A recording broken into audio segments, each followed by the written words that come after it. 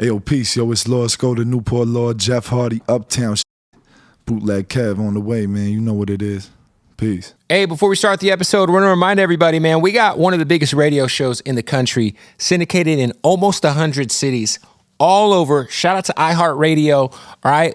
Some of the latest cities that we've been able to add, man. Want to give a shout out to 93.9 The Beat in Honolulu. That's right. Hawaii. We over there going crazy. I also want to give a shout out Hot 98.3 in Tucson. Shout out to Tucson going crazy. Also want to give a shout out to Wild 94.1 in Tampa. Going crazy. We just got Richmond. We also just got the good folks in Bakersfield at Hot 104.7. So we're going crazy on the radio with my partner James Andre Jefferson Jr. for the Bootleg Kev Show. So make sure you tune in and you can listen anywhere on that iHeartRadio app. That's right. Let's get into the interview. Bootleg Kev Podcast, man. We got a special guest here, Lord Sko. Welcome to LA, man. How we doing? Headlining your show. Is this your first headlining show in LA? Nah, it's you've not, been here before. Yeah, I've been here plenty of times. I did my first show in Orange County yesterday, Santa Ana, which was cool. But Observatory? Yep. How was it? It was cool, man. It was I felt like loving there, you know what I'm saying? Sold a bunch of merch, you know what I'm saying? Had a bunch of fans who pulled up with like my old vinyls and stuff, and it was a good time, you know what I mean? How long have you been rapping, brother? Because like I think I first kind of came up on you, I would say right around like early 2020. I think I reached out to you sometime in 2023. It was before you dropped your album in 2023. Right. I think last time I was out here, you reached out to me a bit ago. We missed each other the last time you were here. Last time I was here, but it was like, you know, that's how it goes. But I'm glad to be here now. But I just turned 21 about a week ago. Oh, you're a fucking child. I am, yeah, unfortunately. But, that's what it is. But, I started like kind of fucking around, like I'd say when I was probably 12, 13, just scribbling, like writing like rhymes. Right. Not really even like making songs, but just kind of like thinking of clever rhymes and shit. And then I started like recording by the time I was probably like 15, 14. And then I started really, really like taking it seriously. Like this is my only path in life or else life is not worth living when I was like 16 or something. Oh, that's dope. Yeah. And then, it's kind of like, I feel like every 2 years, like it's like a gradual like level up of like what's going on, Yeah, I mean, I feel like too, the type of music you make is like, it's obviously, I feel like being, out of New York, man, it's refreshing because I feel like New York's gotten to the point where we hear so much of, like the big shit that's popped out of New York, obviously in the last 5-6 years, been the drill shit, Absolutely. Which is good, I like a lot of that shit, you know what I'm saying? But I feel like you're doing a good job of representing like the, what we grew up loving New York for. Right. But shit. At the same time, like I feel like with that being said, which I definitely take pride in, I also like want to make that approachable for kids who's my age. You know what I'm saying? No, for sure, because you don't want to be the dude who only old heads listen to. Right. You know what I'm saying? And sometimes I almost fear that I like am bordering on being that. You know what I'm saying? But I also know ultimately, obviously love to all my older fans. But I think Joey did a good job of that when he was a kid. Going on this tour, though, I will say, like, there was definitely a couple older cats in there every night, but it was mainly, like, younger kids, like, I'd say in their 20s, some of them not even 20 years old, Had a fucking little 12-year-old kid, came with a Coogee sweater and, like, jorts and Timberlands on, like, got the whole getup. Got the whole fucking He brought his whole family out. costume. Yeah, that shit was awesome, man. You know what I'm saying? How do you feel like you're able to kind of, like, because I feel like at the end of the day, man, there's always, like, a appetite for like real shit, for dope bars, for dope beats and shit. It's just a little harder to cut through, especially when you're talking like to a TikTok generation. What has been like the trick for you, like in terms of making sure you're not, I guess only rapping to old people? Can I tell you the truth is just not being a hater. You know what I'm saying? Like fucking with all types of music. Like I'm not one of them dudes who's like, yo, turn off that shit. Like, I fuck with all types of music. You know what I'm saying? Yeah. Like, I like doing shit that's gonna catch people off guard and, like, having different influences within my shit. You know what I'm saying? For sure. So I think it's honestly just keeping your options open because I think for me and my place in New York, especially, like, everybody knows me on all different sides of the shit. I know the cats making jerk. I know a lot of the drill cats. Right. I know a lot of the fashion cats. I know all the motherfuckers doing everything in New York. I know the hardcore cats, everything, But I think we all have, like, a mutual respect for each other because I'm not trying to invade on what they're doing. I'm not trying to, like, be like, yo, I'm gonna do this, but it's a mutual respect just because like we've been seeing each other, we done shows with each other, like all of that, you know what I'm saying? So for sure. I think being open-minded in short, you know what I mean? I think being a hater too is a thing that a lot of folks or being an elitist, like, you know what I'm saying? It's Look, like, and like, cool, like everybody is a hater, truthfully, but like,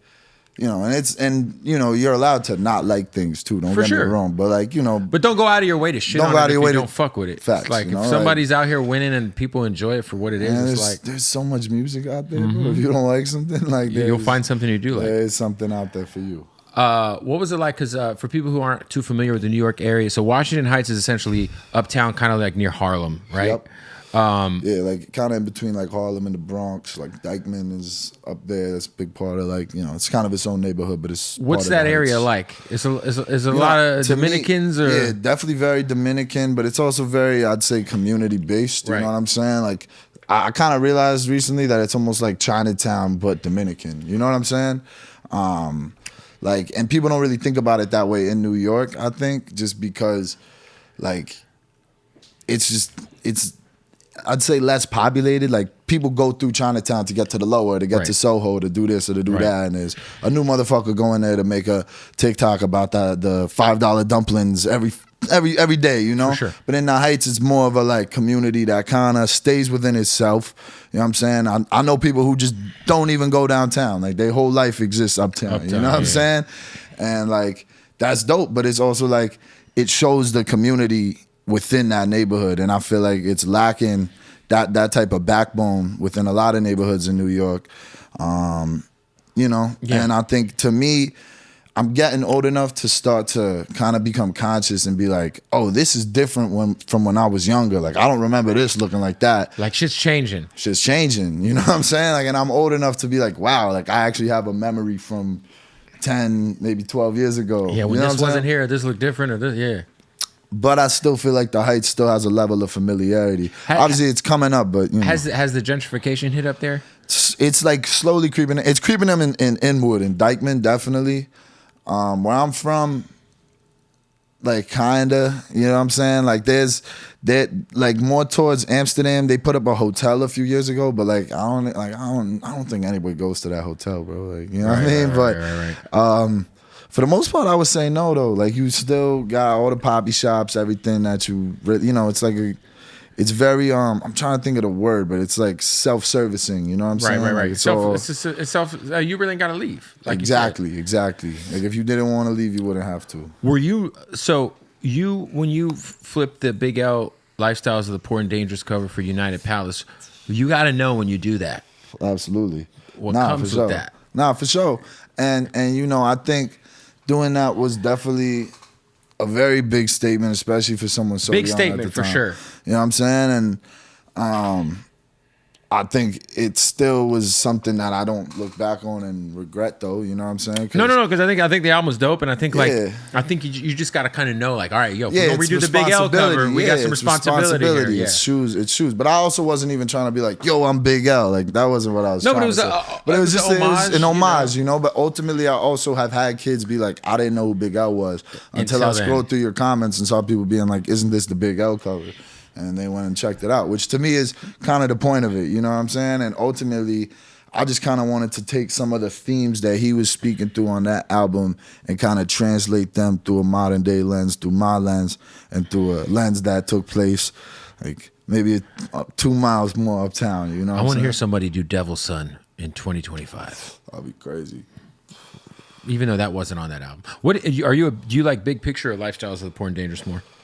I would say Lifestyles just because to me, like, you know, it's more concise, whereas it's like 10, 11 songs. It was maybe. also like he made that album. Yes. Big Picture was a bunch of stuff put together. But Big Picture is dope, though. It's like amazing. the Big Daddy Kane joint on there is crazy. Pardon me, but I'm fucking sick with it. Shout out to Big Daddy. God, no, I mean, Big Picture, I actually prefer Big Picture, but I know why it's people... like a little more polished. But like, that's the thing. The thing is, though, it was also like they put that album together after he died with a bunch of stuff that was out there. Like, think about it. There's like freestyles on there. You know what I mean? Right. Like, you know what I mean? Like, yo, something I'm starting to understand as an artist and kind of as I get further. And obviously, like, this both does and doesn't really apply to that because it was a posthumous album. But, like, I think people fail to recognize the art of like different kind of flavors within an album, you know, or from album to album. Like you can't just make the same album over and over again. Like, you know, ultimately, like there will be a section of your fans that will want to just hear you make that same album over and over again.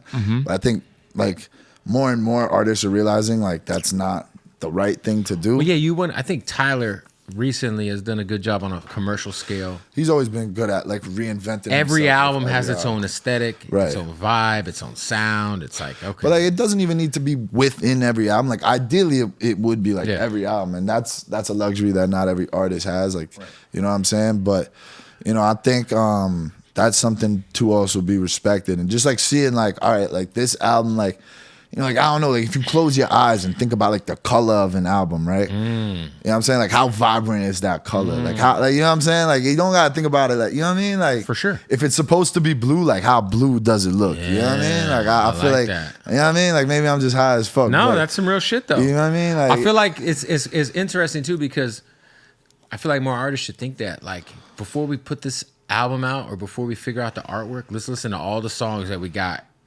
And what color does it sound like? Yo, it's like mad cool to think about the color, bro. Like I love thinking about the color, bro. You know what I'm saying? Like it's cool, bro. Nah, that's and like hard. I'm not even like, yo, I got synesthesia, because like that is not the case. I'm not like fucking Pharrell out here where I'm like, you know, but like you could fucking think of the color, you know? It's like a mood board, you know what I'm saying? Like you just gotta kind of understand what you're trying to come across with in your music and your brand within that album cycle or within just your career cycle, whatever. Hey, want to give a shout out to our family at Hardin, man, for sponsoring that episode of the Bootleg Cat podcast. I just got back from Vegas and I picked up some goodies. All right, look, the #1 dispensary in the world. When you're in Vegas, make sure you pull up. We got so much gas in here. Shout out to Hardin. If you're in Vegas, man, pull up to Hardin when you get in that taxi cab. As soon as you land, say, take me to Hardin. Follow him, Hardin_Las Vegas. Hardin Las Vegas, y'all. Shout out to them. Of course, we bang that Hardin, baby. You already know what it is, man. Want to give a shout out to our family at Odd Socks. Whatever you're into, Odd Socks has it covered, all right? The most comfortable socks in the world. By the way, those Happy Gilmore joints are insane. The Ren and Stempies, the Modelos. It's Modelo time. But the Monopoly. What are we doing with the Ninja Turtles? Also, they got your boxers on lock. They got your drawers. OddSocksOfficial.com. Use the promo code BOOTLEG right now. You'll save 20% off. Let's get back to the interview. This new album that you have, Piff, that's out. You have some legendary features. I definitely do, man. You definitely, from the last album to this one, the features are crazy. Hell yeah, man. You got Currency. Yep. Obviously, Spit is a legend. We'll get to that. But how the fuck do you end up linking with Del the Funky Homosapien? And by the way, as a kid who's 21 years old, that's just that's awesome. Nah, absolutely. Del's the guy, Hyro, especially. But that's some Bay Area shit. That's some West Coast shit. You know? Yeah, I mean, long story short, I mean, I got my man Curdy Pandy over here. You know, he's been killing it as my DJ. He's also a super talented producer out of Richmond, Virginia. But we was out in LA last time I was here. I was stuck around for like probably 3 weeks or something. And Dante, my manager, who obviously has a long relationship with Del, was like, yo, we'll take a trip up to the Bay and go like fuck with Del. Like, you know, I've never been out to the Bay. So we went up there. Crazy trip, long story short. But yeah, you know what I'm saying? It was definitely a fun experience. Took shrooms with Del and we actually made like 2 or 3 records that day that weren't actually the record that it ended up being on the album. And yeah, you know, we just ended up kind of like fucking around. You ate shrooms with him? Yeah. Wow. Yeah, it was cool, man. Up at the Empire Studios in shout out to Fran. Ghazi. Yeah. Shouts out to Danielle Paz too. Wait, so you're shrooming with Del, making records? Yeah, but none of them are coming out. Like they're all for the archives, you know. But like it's kind of cool. It's like you take a picture with your friend and you look fucking disgusting in it. You're not gonna post it, you know. Right. But you still gotta like appreciate it, you know. But yeah, that was mad cool. And how much did you guys eat? Not like a crazy amount. Like definitely it was gummies, but I think me and him killed a pack of gummies together. I mean, you split a pack. I mean, oh yeah, we was good. We was nice. Everyone's good. Yeah. It was definitely nice. Everything sounds good when you're that high on shrooms. Absolutely. Whatever the fuck's coming through the speakers, you just are like, oh yeah. Yeah, no, definitely. And then you listen back, you're like, what the fuck was going on? Yeah. But you know, we ended up my fault. No, you're good. Ended up making it work. That's dope, man. And you know, yeah, I gotta give some credit to Curdy because we ended up like getting another verse from Dell a few months later, just because like we were like, yo, like these are kind of like both of us were like off it, and he was like, yeah, I got you. He sent us a new verse, and then like me and Curdy were kind of like, let's fucking change the whole beat because the verse he sent us was good, and then we were just like, we don't really want it on this beat. And Curdy had some dope shit in the pack, so we cooked that up, and that's fire. Ended up being dope. And that's kind of why it also ended up being an interlude, just because it was like a strenuous process. And also, I kind of wanted to continue on the theme of having like a older rapper kind of like christen the album towards the end of it. You know what I'm saying? I had Curious George do it on United Palace, and I just think that's like a cool thing to do to kind of just carry on tradition and you know, just give a little moment. What about Grand Puba? Yeah, Grand Shout out to Brand Nubian, who's obviously one of the most legendary hip hop groups ever, and also one of the most slept on groups of all time. Absolutely, yeah. All for One is a classic. Absolutely. But yeah, again, it's just like you're out kicking your coverage here on your age. What were you listening to fucking Brand Nubian back in the day? Like, no, I mean, like I listened to a lot of Puba's solo stuff. Like I really like the 2000 album, and like, you know, obviously like Dante when I first like your linked up manager's with him. a hip hop historian. He's a fucking OG. Shout out to Dante Ross. Dante Ross, you know, and like when I started working with him, I definitely like went through the catalog of albums that he had worked on, and you know, a lot of them I was already familiar with, but like, it's kind of like doing some digging, yeah. So I kind of like re-explored it through that, and like, you know, there's definitely some dope joints on the Puba record. Amazing is one of my favorites, and fucking were you guys in the bar sample? I don't know why I love it. Were you guys in the studio like together for this record? Or? Nah, that didn't happen. We just basically the story on that is like, shout out Mike Shav. He had sent me a beat, and he had sent me a bunch of beats. And like I just kind of wrote like a bunch of shit on that beat, and then when I was like playing back an early version of the album for my managers Dante and Salim, we were like figuring out what we wanted to do with features and like what songs we were keeping, what songs we weren't. Right. And like the name Grand Puba came up, and we were all kind of like, yeah, that would actually be kind of crazy. And then just kind of worked out like that. Yeah, he sent us a verse, and then he sent us a hook like a day later. Like just was like, yo, I'm gonna add another level of sauce on that for the young guy. You know what I'm saying? When you're growing up, right? What is your core artist that you're listening to? Kind of, because you're kind of coming up in an era where, I mean, I feel like, you know, post-blog era. Yeah. I mean, like I would say Joey was a big artist for me. Mac Miller was a big artist. Gun, once I found Gun, which I was definitely a little later on, but like, you know, once I found him, it kind of like commandeered a lot of my taste. And Doom was another one. Doom, yeah. Yo, it's crazy how much MF Doom is like translated to kids, man. Yo, dude, my kid's in high school. My son's in high school. He just graduated, but him and all his friends love MF Doom, and they're fucking like. My man Mac turned me on to Doom when I was probably like 14 years old, and like he's having a resurgence with like kids. Yeah, though. Well, he's just, you know, he's ill. Like I don't know, like TikTok, I guess, I don't know, but he's also just one of the best ever, so that makes sense. You know what I mean? No, it's insane, man. Shout out to MF Doom. Yeah. Nah, definitely. Shout out to Mac Miller, Doom. Who else did you say? You said West Side Gun. Yeah, Joey, Gun. The whole Griselda shit. Rock Marshy, another one for sure. Yeah. I would say ASAP, Flatbush Zombies, definitely. I just met the guys from Flatbush Zombies at the Fourth Rope wrestling show. Yeah, that shit was cool. I almost went to that shit. The one in Vegas? It was from midnight to 4 a.m. That's pretty crazy. I went to Friday Night SmackDown, went to my room, took a nap, and then I was like, fuck, am I really about to go to this fucking show at midnight? I'm like, I guess fucking so. It was fucking amazing. Hell yeah. They had JBL came out, the Hardy Boys wrestled. I saw The Godfather came out too. The Godfather came out with Joe Hendry. That's crazy. It was insane. It was a night, dude. Didn't Nick Nemeth wrestle? Yeah. Dolph Ziggler. Yeah. Everyone was there, dude. It was fucking nuts. That's crazy. It was a good time. Somebody. Yeah, I gotta give credit because I went to the one in Chicago, and that shit was like, you know, it kind of like reinvigorated like my love for wrestling, just being there and like having all of that. Going like, to the Fourth Rope thing? Yeah, man. Because I grew up really, really into wrestling, and like I kind of like stopped following it. And it's not like I'm like watching everything now, but I'm like definitely keeping up way more now than I was. Yeah, out of all the events we went to that weekend, that was probably my favorite. Like Mania was cool, but this year Mania was a little underwhelming. You went to the Sabu's last match or something? No, I didn't go to that. No, that was I picked between going to SmackDown or going to that, and I went to SmackDown.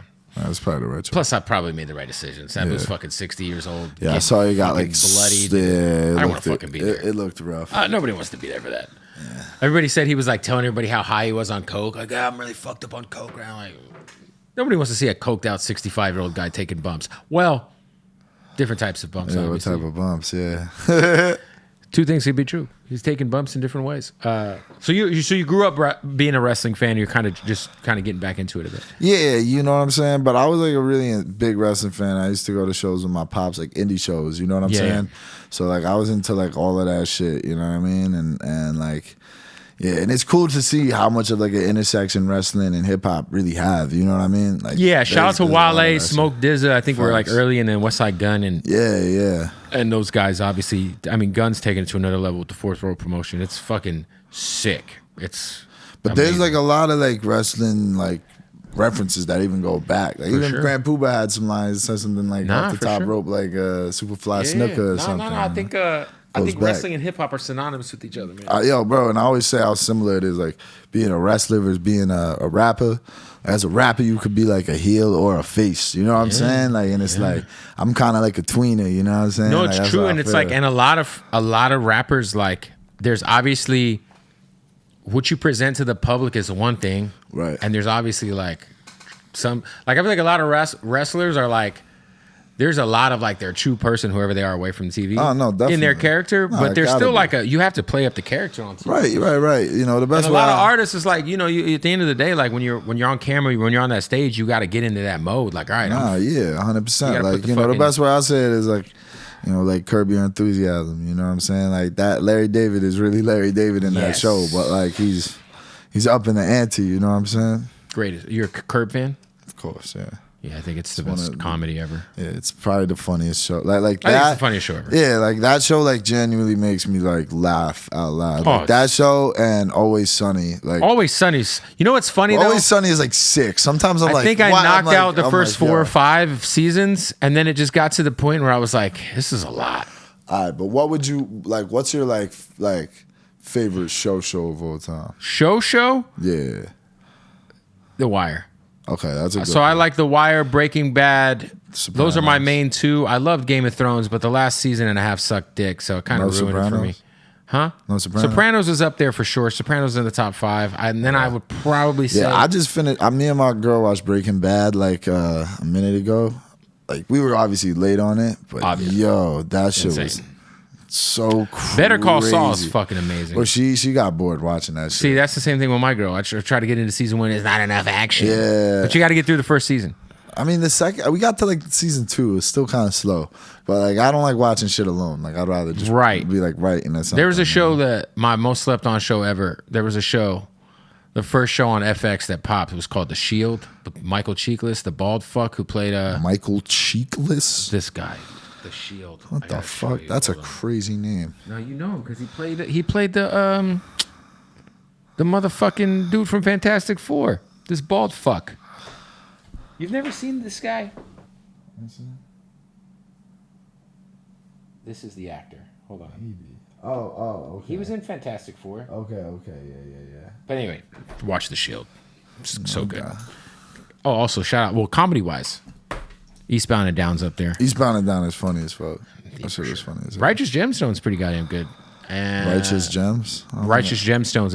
It's Danny McBride's new show on HBO. It's hilarious. Oh, okay. But I would put Curb, The Boondocks. Boondocks is funny as hell. Yeah, those are my 2 for sure. But Curb's the GOAT. Curb is when it comes to comedy, that's funny. The thing that it's really good at, and I feel like all good just anything does this is it like makes you relate to the character in a way that you feel like you shouldn't, but you still relate to them. And that's the thing is like in a lot of the situations, like Larry logically isn't wrong. He's not wrong. It's the delivery. Then it's like yes, and then it's like and then sometimes it's overreaction, but it's also just like he refuses to be the bigger person, which still is something that a lot of people relate to. So, or they want to, or they wish they. Damn, I wish I could be like Larry and just. Yeah, man. Lonely life Larry lives, man. Amen. Cheryl left him. Anyway, shout out to Larry, man. He's a wild You know, it's dude. funny. I haven't watched the finale yet. I mean, I don't watch a ton of the new episodes. Oh no, I've watched every episode except the last one. I don't want it to end. I watched like up to like season, I want to say like 12, I feel like, or 13. I don't know if there's 13 seasons. I think the last season was 12 or 13. You might be right. But nonetheless, finish. I mean, dude, the last season is amazing. It's good. And when I rewatch it, I just really go through like the first probably 6 seasons. Jeff's wife, Susie, she's on a bunch of billboards and they start spray painting dicks coming out of her mouth. Oh, nice. It's so good. That's crazy. It's so good. Shout out to Larry David. Hey, shout out to my bookie, man. Look, the NBA Finals are coming up. The playoffs are in full force right now. So many ways you could bet. If you want to get in on the action, go to mybookie.ag right now. Use that promo code BOOTLEG when you sign up for that first deposit bonus. That's important because you're supporting the Bootleg Head podcast, and you're going to get that bonus to your account when you are a new member and you sign up. Go to mybookie.ag. So many different ways you could bet. So many different ways you can get in on the action. You could do player props if you think, I don't know, Shea Gilgeous-Alexander is going to have over 31.5 points in a game. Hammer that. You think Luka's going to ball out. You can hammer that. And of course, you can still bet on your futures for the NBA Finals. And of course, it's baseball season. All right, NHL hockey still going on. So there's a lot happening. You could get in on that action, plus the full service casino, blackjack, roulette, all that. Sign up mybookie.ag. Use that promo code BOOTLEG for that first deposit bonus up to $1,000. That's right. Also want to give a shout out to our family at Blue Chew. That's right, baby. You can get a month's supply for free of Blue Chew. Go to bluechew.com right now. You just pay $5 in shipping, and Blue Chew is, man, it's a lifesaver. Let me tell you, all right? Fellas, if you need your situation to situate a little bit more, let me tell you, Blue Chew will make it happen. Same active ingredient as Viagra and Cialis. It's going to have you with that extra pep in your step. You're going to be very hard, you know? Yeah. Erectile dysfunction's a thing. Whiskey dick is a thing. Blue Chew handles it. This is the best part about Blue Chew. You get it delivered right to your door discreetly. Discreet packaging. It's chewable. Save active ingredients is Viagra and Cialis, like I said. And you don't have to go to a doctor's office. You handle everything online, bluechew.com. Try it right now for free for a month. Yes, bluechew.com. Head over there. You just pay $5 in shipping. You'll thank me later. Your wife will thank me. Your girlfriend will thank me. Hell, sometimes you just pop a Blue Chew and rub one out just for fun, Anyway, let's get back to the interview. How's the road been? Any crazy experiences on tour so far? Nothing like insane. Are you able to eat okay on the road? Because I feel like if you're touring, you got to eat like shit almost. I mean, I eat like shit anyways. Like, right. You know what I'm saying? Like, I really got to change my diet up a little bit. But it hasn't been a crazy change as opposed to everything. But you know what I'm saying? But nothing really crazy. The New York show was ill. We had a fight on stage and shit like that. An actual fight? Yeah, I brought like 30 people on stage. During your set? During my set. What the fuck? It was lit. And the show continued. The show went on and I crowd surfed after that. Who won the fight? Nobody? Do you want the whole breakdown? Yeah, well, so what happened? All right, 30 people are on stage. So I bring a whole lot of people on stage. It's that baby's all right. You know what I'm saying? Anyways, I'm not going to name anybody's name. But anyway, so like some dude is on the stage, producer who has worked with a lot of my friends. Okay. He's really drunk. And he's bumping into the fucking DJ controller.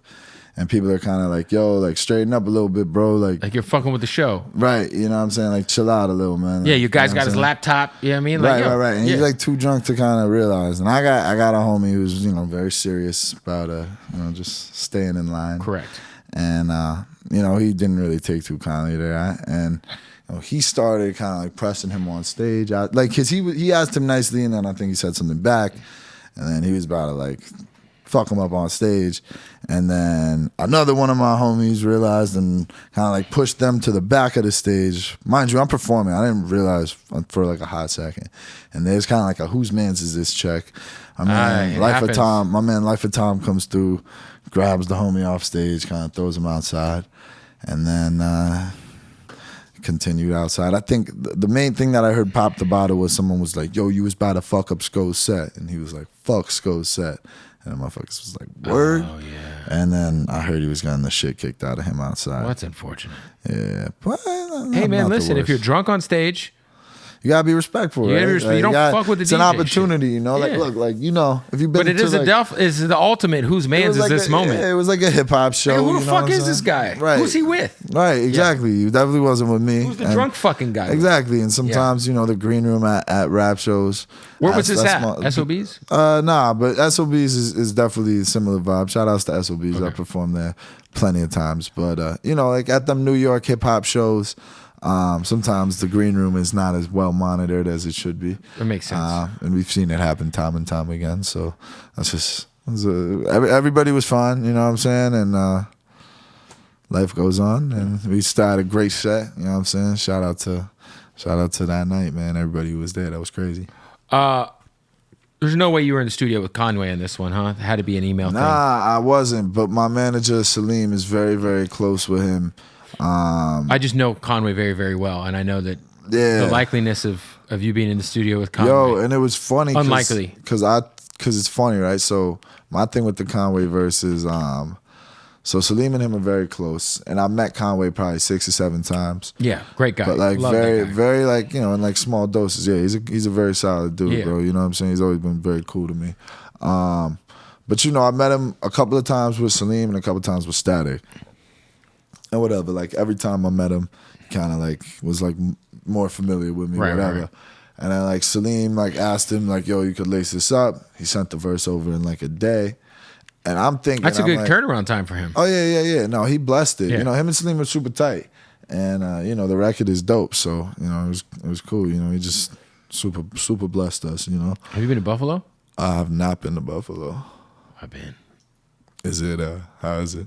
It's what everyone thinks Cleveland and Detroit is. Yo, I was gonna say, is it Detroit like?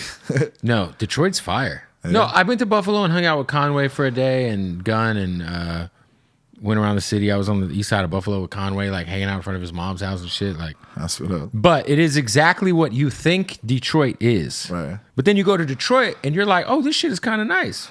Right. Buffalo is the real Detroit. Right.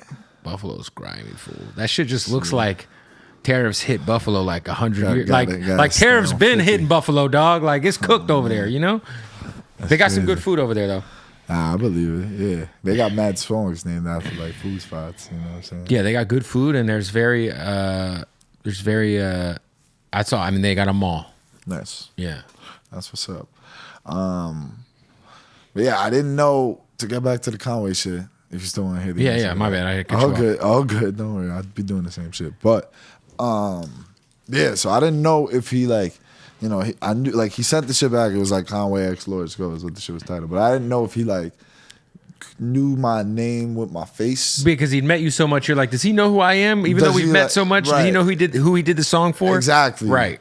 But then I like hopped on his IG live one time and he just was like, yo, my little bro on the IG live, man, I just laced up his album, yo, you know what I'm saying? That's gotta be dope. Go fuck with my man Lord Scope. Yeah, and then he posted it when it dropped and all of that. Showed love, you know what I'm saying?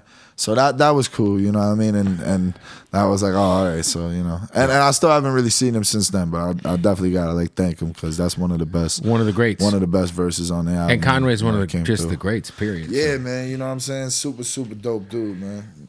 How crazy is the weed game calmed down a bit out there in New York? Because I know they've been spraying the fucking terps on packs and shit. And I mean, bro, I'm from the Heights, man. I get that real haze, and if I'm not getting that real haze, I'm getting like good rapper weed. You know, because you pat the fucking some of these packs with like a paper towel, and like the shit rubs off, bro. It's crazy. Yeah. I feel like that's a very much East Coast thing, though. It is, and don't get me wrong, a lot of people still smoke that shit, but I don't smoke that shit. You know, what I'm saying? Shout outs to my Astor Club family. They always keep me right. You know the weed game in New York's the Wild Wild West, bro. It's like how LA was like 15 years ago. Yeah, fucking just tables and parks. Nah, dudes, yeah, it's you go to a smoke shop, they got shrooms there, they got all kinds of shit. Yeah, they definitely do. The shrooms in the smoke shop is definitely a new development. It's just crazy though, because like you used to not be able to have. I remember I'd be so paranoid having weed in New York back in the day.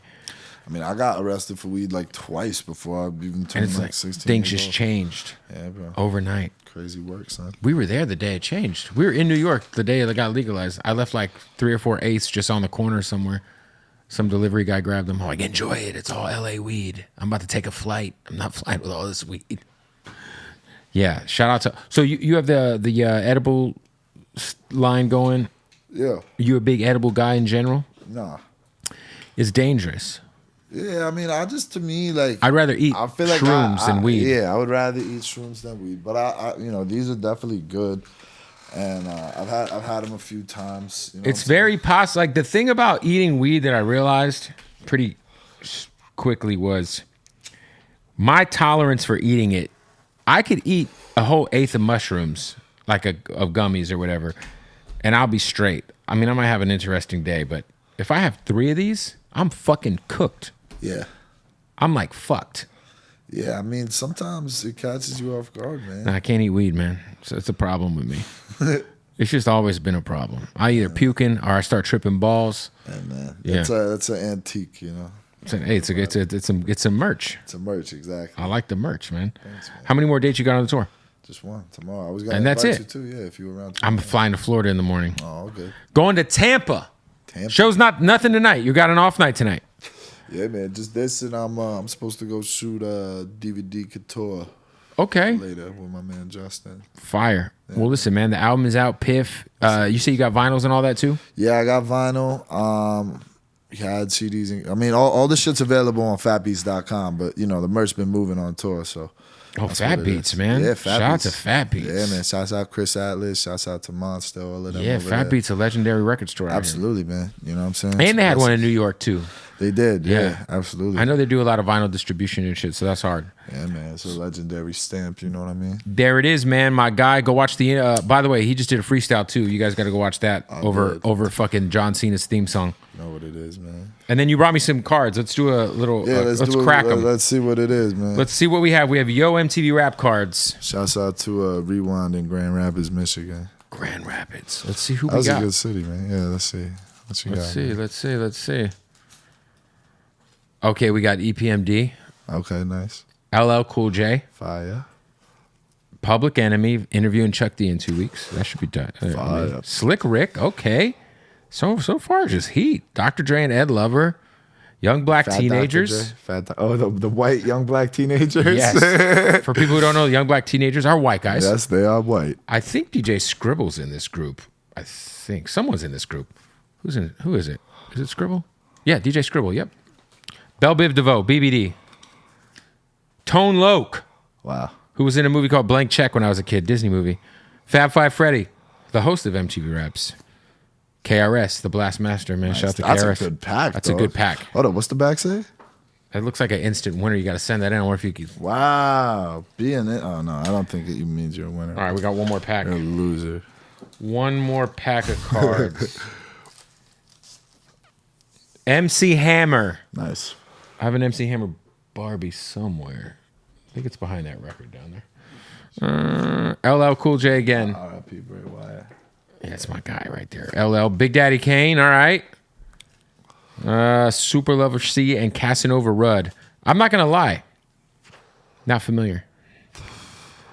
This is a good one. Vanilla Ice. There you go. We got Vanilla Ice and MC Hammer in the same pack. Run DMC. This was definitely like the Run DMC era that doesn't get talked about enough. I think these are from 91. Yeah. Yeah. Houdini. Okay. Double Tone Locs. Different cut photo this time. Tone Loc was cracking, fool. Yeah. We got Boogie Down Productions. So we got KRS-One and BBD. Amen. And BDP. 2 Vanilla Ice cards in one pack. Different photos. Damn, Vanilla Ice was cracking. Shit. Yeah, shout out to Vanilla Ice, man. Hey, man, you know what it is. Some good cards. Thanks for the gifts, man. Nah, no doubt, brother. Thanks for having me. You know what I'm saying? Go support the new album. Pit Out now, man. Go get the vinyl. Go get the CD. Go get the cassette on Fat Beats. Support. You got cassettes, too. Come on, man. Go support this guy, man. Lord Score, appreciate you pulling up, brother. Boom! Quick break. I want to give a shout out to our new sponsors at Slapwoods. The only thing we're smoking around here, Slapwoods, because they slap. Go to slapwoods.com.